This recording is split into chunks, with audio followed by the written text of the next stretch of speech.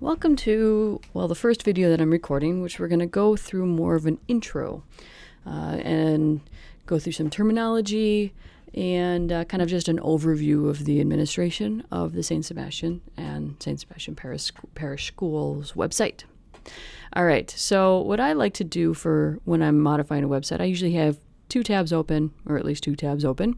One showing the website or the front-facing site or the public site. Or sometimes just I refer to it as the website.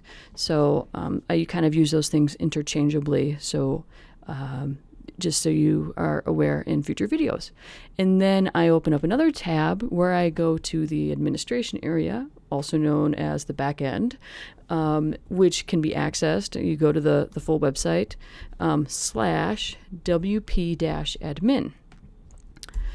Now, if you're not already logged in, you just log in using your username and password.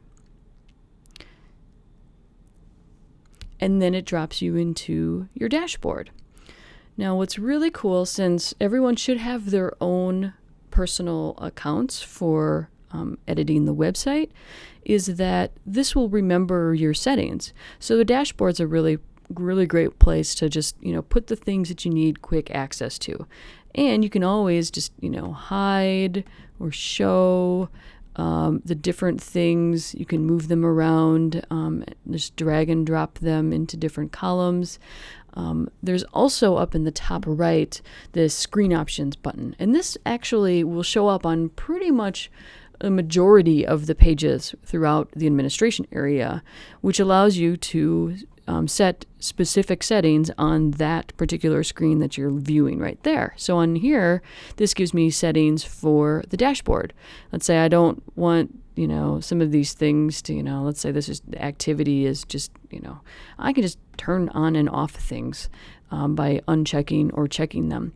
This isn't actually doing anything and modifying the functionality of the website. It's just hiding them from your view.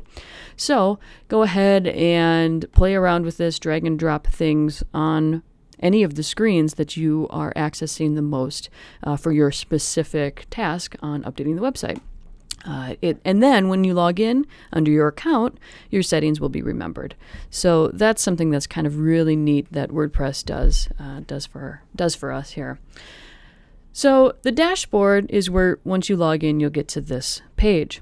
Over on this left-hand side, this menu is going to be the main bulk of the administration area.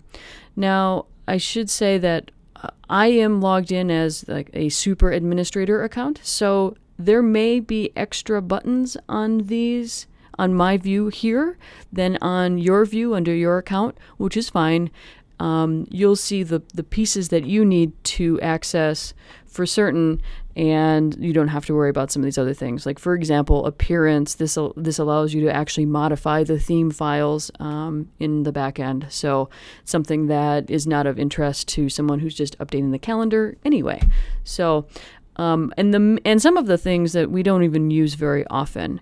Some of the main pieces here, posts, which are, all the news posts and basically like the blog entries that's under the posts, these homepage slides, the triptych, and the content. These are all controlling different pieces on the homepage.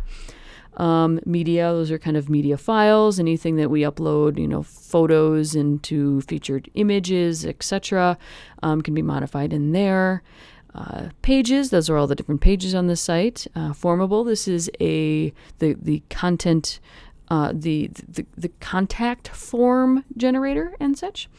Comments on the website, if they are enabled. Currently they are not, so this isn't of any use. But can be in the future. Events, the events calendar.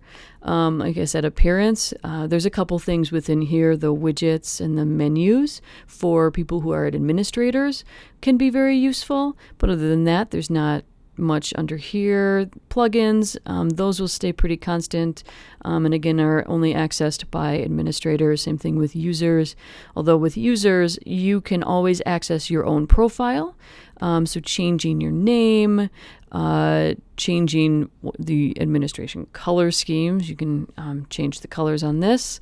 adding a first and last name, and how does if you start adding in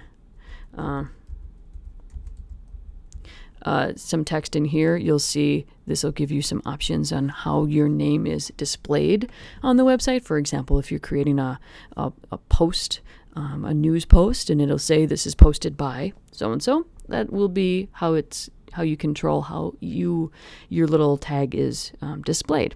Same thing, email. You want to change your password, just put in those here and then hit your update profile. Tools, settings. These, again, are mostly just administration things, and once they're set up, you don't really need to touch them. And the file base, these, again, more kind of settings on plugins and such.